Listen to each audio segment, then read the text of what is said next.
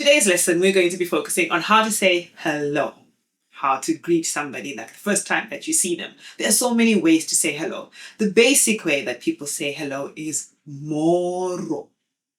Moro. Repeat after me. Moro. Moro is the informal way. So you would say this to your friends or, to kids younger than you. To elderly people or people in positions of respect, you would say moroi. Moroi. There's an extra E or Y sound after moro. Moro, moroi. That's the basic way to say hello. But if you're hanging out with your friends, most people in Zimbabwe will probably say ndeipi. Ndeipi. Ndeipi means what's up.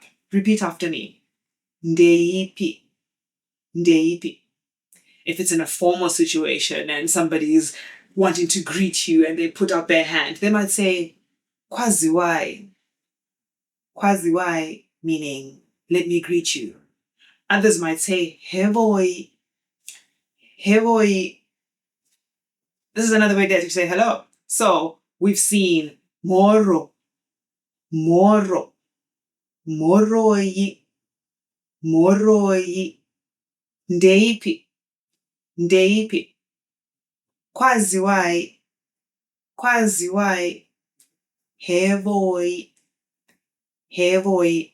Pachipamwe is a Manyika dialect greeting, and it basically says, hey, I saw you earlier, so I'm seeing you again. And then there's finally hesi. Hesi is super casual. So if I'm seeing my nephew, then I see him, I'm like, hesi, hesi uribo.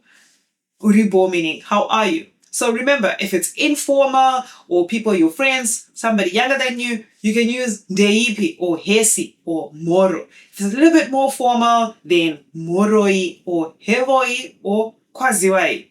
Definitely lots of ways to say hello in Shona.